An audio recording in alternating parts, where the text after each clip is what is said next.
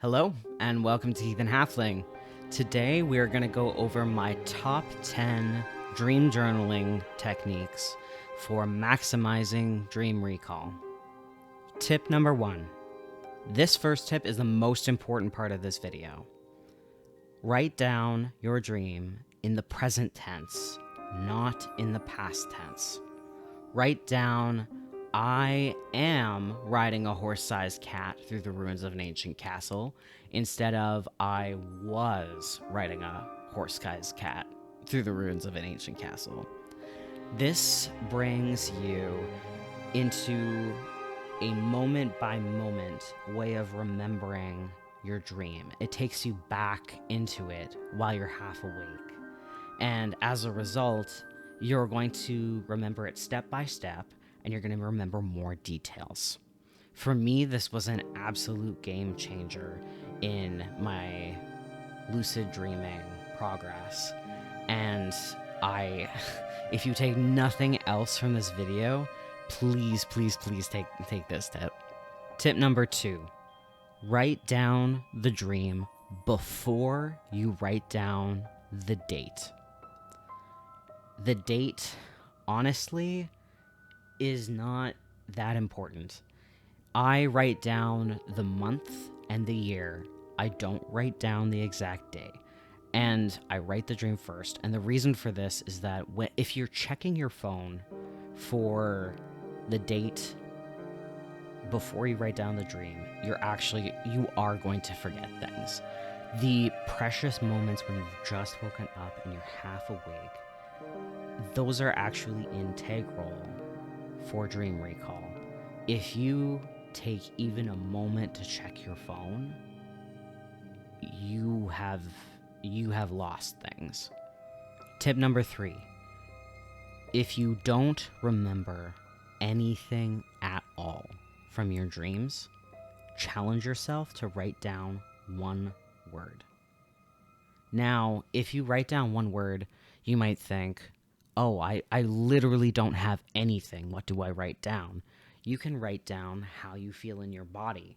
You can write down how you feel in your emotions. Did you wake up feeling kind of lethargic? Did you wake up feeling very alert? Did you wake up feeling scared? Do you feel excited? Do you have a headache? Or write down if you remember a color. Write down that color. Do you remember that there was a man wearing a hat? Write down what kind of hat he was wearing. This doesn't have to be an all or nothing scenario. If you can write down one word, it can help you remember more things. And even if you don't remember more things on that day, flexing that muscle, forcing yourself to write something down right when you wake up, it's a good exercise to get into. And the fact is, if you're remembering literally nothing from your dreams, you have to start somewhere. If you expect to go from being an absolute beginner to being an advanced person in any skill, that's not realistic. You've got to just start. Tip number 4. If you are remembering multiple dreams a night, go ahead, give yourself permission to write them out of order. It is most likely that you will remember the most details from the most recent dream. And if that's the case, write that one down first. You can always go back, and if you remember the order that the dreams were in, you can order them by number later on.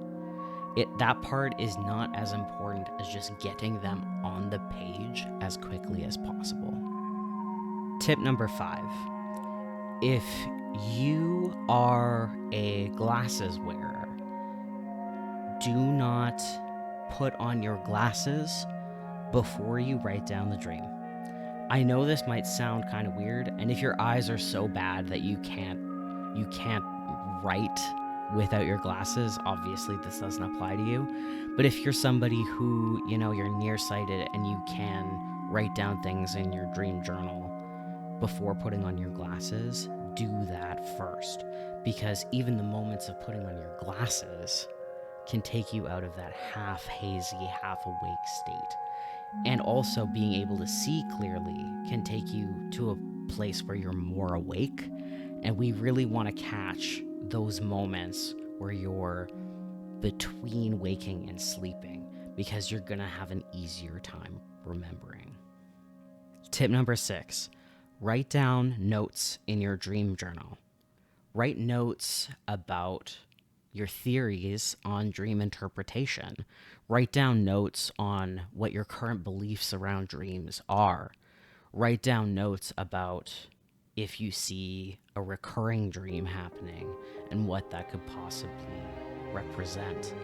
If you notice an increase in certain themes or a decrease in certain themes, or you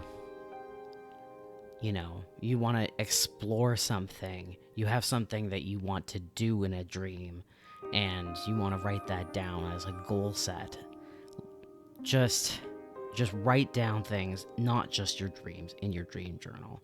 Because when you look back at that journal years later, it's going to be fascinating to see where you were then and compare it to where you are now. Tip number 7, keep your dream journal beside your alarm if you get up with an alarm. If you often get up without an alarm, make sure to keep your dream journal right beside your bed.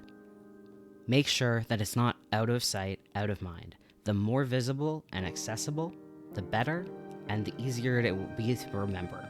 Tip number 8, have a healthy sleep schedule. If you are always waking up at the last possible second to go to work, you are not going to have time to write down that amazing dream you just had. Consider having a set bedtime and a set wake-up time. And this will help so many things, not just dreaming. It's good for your physical health, and it's really good for your mental health. Consider having an alarm that doesn't scare the shit out of you, so that you can stay in that hazy, half-awake state for a little bit longer. But this is a bit hypocritical advice for me, because I am not evolved enough to be able to use an alarm that is wind chimes or crickets or bird song.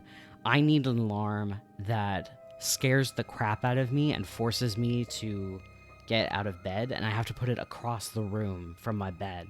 So I put my dream journal beside that alarm across the room, because it's what I need to do to get up. I can't get up any other way. Whatever you need to have a healthy sleep, do that.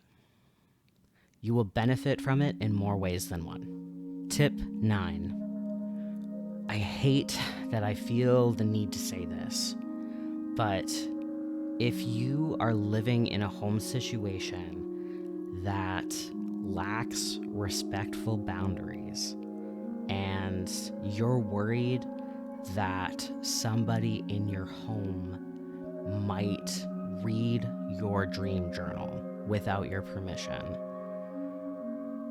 there's a couple things you can do. The first is, don't tell them that it exists. Don't bring it up. The other thing you can do is keep it somewhere out of sight. I know I said earlier that it's best to keep it as visible as possible, but if you're in a situation where people don't respect your privacy, that's not really an option. And the thing with this is that you know your situation better than I do. I can't tell you what the best option is for you in your house, but just know that if you're in a situation where maybe you're in an abusive relationship and you want this thing for yourself, but you know that the people in your house will not respect you, maybe there's some things you need to deal with before you start a dream journal. Tip number 10, play video games. I know this sounds like the weirdest homework ever, but there are some striking similarities between video games and lucid dreaming. You have some control over your own actions and at times the environment. There are characters everywhere that you can interact with and learn from. You can encounter and interesting areas to explore, and you can problem solve. There's been some research linking playing video games to an increase in the possibility of having a lucid dream. Some of my favorite video game series are Life is Strange and Mass Effect. I also really love Hollow Knight. Thanks for watching. If you found any of these tips helpful, let me know in the comments section, or just let me know your favorite video game. I'm super open to suggestions. And if you want more videos like this in the future, you can like and subscribe. And I make videos mostly on lucid dreaming and paganism. See you later.